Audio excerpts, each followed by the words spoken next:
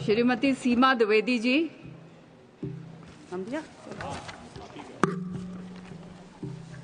महोदया, मैं आपके प्रति आभारी हूँ कि आज आपने मुझे इतने महत्वपूर्ण विधेयक पर बोलने का अवसर दिया। महोदय, इस विधेयक का नाम पढ़ते ही मन बहुत पीछे चला गया। जब हम लोग छोटे छोटे थे, गांव में खेलते थे, खेत खलिहानों में खेलते थे, और जब आसमान में जहाज उड़ती थी तो हम दौड़ दौड़ के अपने भाई बहन को बुलाते थे, देखो जहाज उड़ रही है। वो नज़ारा क्या हुआ करता था। हम कितना भी महत्वपूर्ण काम करते थे, लेकिन सबको चिल्ला चिल्ला करके बुलाते थे कि देखो जहाज उड़ गई। और मन में ये कल्पना हुआ करती थी कि क्या ऐसा भी कोई वक्त आएगा कि हम जहाज में बैठेंगे।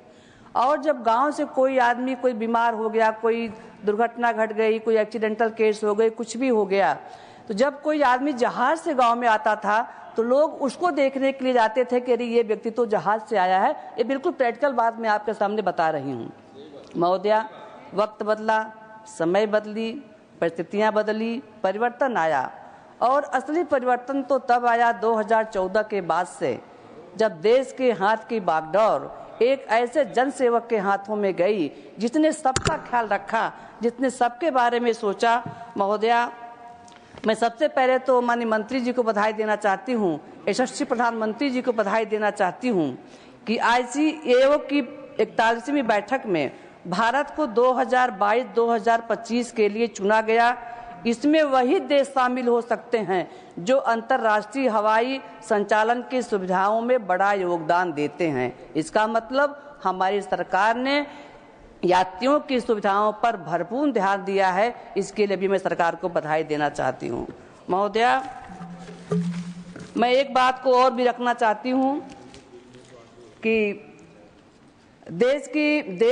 हमारे देश में यात्रियों की संख्या में भारी वृद्धि हुई है। उसका मैं एक आंकड़ा आपके सामने रखना चाहती हूँ।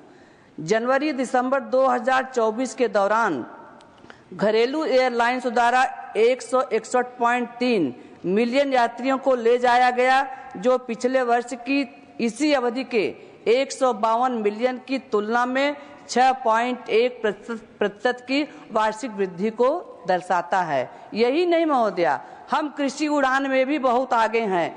2.0 में 5 और हवाई अड्डे जोड़े गए, जिसमें कुल हवाई अड्डों की संख्या 58 हो गई। ये कृषि क्षेत्र की बात हम आपके सामने कहना चाहते हैं। महोदया, हम अगर ऑपरेशन गंगा की बात कहें तो ये कह सकते हैं कि हमारा देश हमेशा वसुधैव कुटुंबकम की भावना को लेकर के ध्यान में चला है। और जब हमारे देश के बच्चे यूक्रेन में फंसे थे, जब हमारे देश के बच्चे यूक्रेन से आ नहीं पा रहे थे, ऐसी संकट की घड़ी में हमारे देश के प्रधानमंत्री अपने नागरिकों के साथ खड़े थे।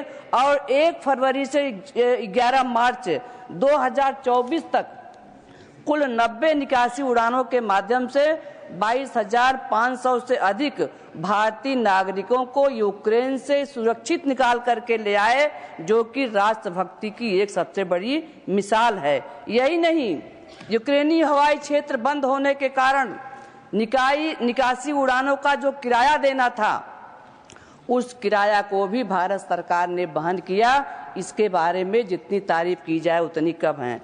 महोदय, विपक्ष के लोग कम है, चले गए, बहुत कम है, कोई रुचि नहीं है इनकी। महोदया, मैं एक एग्जाम्पल देना चाहती हूँ। 2014 से पहले, देश की आजादी के बाद से 2014 के पहले पूरे देश भर में हवाई अड्डों की कुल संख्या थी 58, और अब ये संख्या इतनी तेजी के साथ बढ़ गई है। इस संख्या के बारे में मैं आपके सामने इसलिए आंकड़ा रखना चाहती हूँ।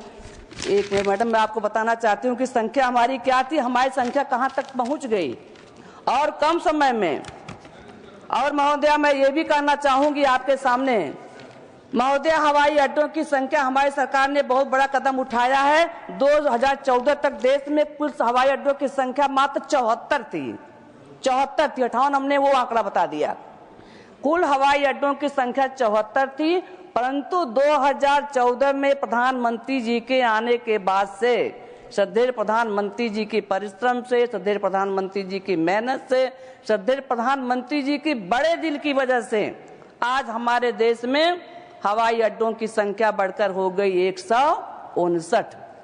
कितना बड़ा अंतर है। हम 10 साल में कहां से कहां पहुंच गए और ये इतने दिनों में खाली 74 की संख्या का आंकड़ा दे पाए थे। महोदया, यही नहीं, हमारी सरकार ने अब तक देश भर में 21 ग्रीन फील्ड हवाई अड्डों की भी सैद्धांतिक स्वीकृति प्रदान कर दी है। 21 ग्रीन फील्ड हवाई अड्डों की, जिसमें हमारे प्रदेश यानी कि मैं उत्तर प्रदेश से आती हूँ, कुशीनगर और नोएडा जेवर भी शामिल है। 12 ग्रीन फील्ड हवाई अड्डे चालू हो गए हैं, जिसका भी वर्णन मैं आपके सामने करना चाहूंगी। दुर्गापुर, शिरडी, सिंधुदुर्ग, पाकयोंग, कन्नूर, कलबुर्गी, ओवरकल, कुशीनगर, ईटानगर, मोपा, शिवमोगा और राजकोट, ये मैडम में हमारे 11 ग्रीन फील्ड हमारे बनकर के तैयार हो गए। वहां पर जाकर के उसको आप देख सकते हैं।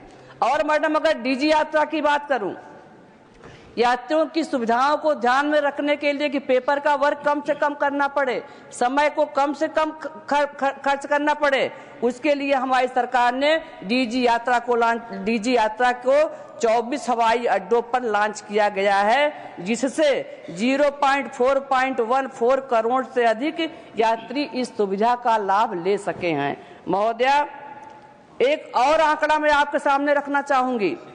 पूर्व में लगभग 40% आकाशीय क्षेत्र नागरिक उपयोग के लिए उपलब्ध नहीं थे, यानी कि आकाश में 40% का उपयोग नागरिक क्षेत्रों के लिए उपलब्ध नहीं था। इसके कारण विमानों को घूम के जाना पड़ता था। जब विमान घूम के जाते थे, तेल ज्यादा लगता था, ईंधन ज्यादा लगता था, समय ज्यादा लगता था, ऑक्सीजन भी ज्यादा खराब होता था। लेकिन हमारी सरकार ने इसको दोनों की बर्बादी को रोकने के लिए आत्मनिर्भर भारत पहल के तहत IAF ने इस आकाशीय क्षेत्रों को नागरिक उपयोग के लिए जारी करने पर सहमति व्यक्त कर दिए गए हैं। महोदय, ये भारत सरकार की सबसे बड़ी उपलब्धि है। महोदया, आज मैं आपके सामने ये भी कहना चाहती हूँ, आज जिस तरह से एयरपोर्टों पर हमारे दिव्यांगों के लिए, हमारे बुजुर्गों के लिए जिस तरह से सरकार राहत प्रदान करने के लिए खड़ी रहती है, उसको भी देख करके मन में बड़े प्रसन्नता का भाव होता है कि हमारी सरकार कितनी उदासीन है। और महोदय, मैं ये भी आपसे सामने प्रस्तुत करना चाहती हूँ, एक FTO का देश में 35 DGCA अनुमोदित फ्लाइंग FTO 53 स्थानों पर संचालित हो रहे हैं। अमेठी उत्तर प्रदेश स्थित इंदिरा गांधी राष्ट्रीय उड़ान अकादमी केंद्रीय सरकार के अधीन है तथा 8 FTO राज्य सरकारों के अधीन है तथा 26 निजी क्षेत्र द्वारा संचालित किए जाते हैं। महोदया, 2022-2023 में एक नया FTO और 4 नए प्रशिक्षण स्थल चालू किए गए हैं। महोदया, हमारी सरकार समय समय पर यात्रियों की सुविधाओं के लिए दुर्घटना कम हो, परेशानियां कम हो, लोगों को आने जाने में दिक्कत ना हो और किराए पे भी कंट्रोल करने का काम हमारी सरकार ने किया है। महोदया, आज हम समय से पहुंच सकते हैं, देरी नहीं हो सकती है। देरी में विमान पहले बहुत लंबे समय तक विलंबित हुआ करते थे, आज उसमें भी गिरावट आई हुई है, क्योंकि अब हम समय की प्रतिबद्धता का ध्यान में रखते हुए हमारी जिस भी फ्लाइट से हम यात्रा करना चाहते हैं, हम समय से अपने गंतव्य तक पहुंच जाते हैं। माननीय मंत्री जी यहाँ पर बैठे हैं, मैं उनको धन्यवाद देना चाहती हूँ। अभी प्रयागराज में महाकुंभ का आयोजन हुआ, जिस तरह से इतनी सारी हवाई जहाजों को आपने जारी कर दिया, जिस तरह से आपने इतनी सारी हवाई जहाजों को आपने जारी करने का काम किया, कहां कहां के यात्री महाकुंभ में स्नान करने के लिए आए। आज मैं माननीय मंत्री जी के प्रति आभार व्यक्त करना चाहती हूं कि आपने इस हवाई क्षेत्र में सुरक्षा का ध्यान रखा, उसके रखरखाव का ध्यान रखा, यात्रियों की सुविधाओं का ध्यान रखा, किसी भी प्रकार की कोई परेशानी ना हो इसका भी ध्यान रखा। मैं श्रद्धेय प्रधानमंत्री जी के प्रति हृदय से आभार व्यक्त करना चाहती हूं। आपने आम आदमी के सपने को पूरा किया है। आपने गांव के गरीब के सपने को पूरा किया है, गांव में रहने वाले किसानों को सपनों को आपने पूरा किया है। गांव में रहने वाला वह व्यक्ति जो कभी साइकिल भी जिसके पास नहीं था, आज वो भी हवाई जहाज की यात्रा करके अपने को खुशहाल महसूस कर रहा है। महोदय, मेरा वक्त हो गया है। मैं इन्हीं चंद शब्दों के साथ मैं सरकार को बधाई देती हूँ, माननीय मंत्री जी को बधाई देते हुए एक अनुरोध करना चाहती हूँ माननीय मंत्री जी से। कभी कभी रुक रुक करके थोड़ा किराया बढ़ जाता है, कभी कभी। माननीय मंत्री जी, मैं एक अनुरोध करना चाहती हूँ, कभी कभी क्या परिस्थितियां हैं मुझे नहीं पता, कभी कभी थोड़ा थोड़ा किराया बढ़ जाता है। मैं आपसे अनुरोध करना चाहूंगी कि आप देखिए कि किन कारणों से ऐसा होता है। मैं जानती हूं कि आपकी मंशा बहुत अच्छी, आप उसको जरूर रोकेंगे और आपने रोकने का भी काम किया है, लेकिन मैं आपसे अनुरोध करते हुए अपनी वाणी को विराम देती हूं। धन्यवाद माननीय सदस्य। माननीय सदस्य श्री मस्तान राव यादव बीड़ा।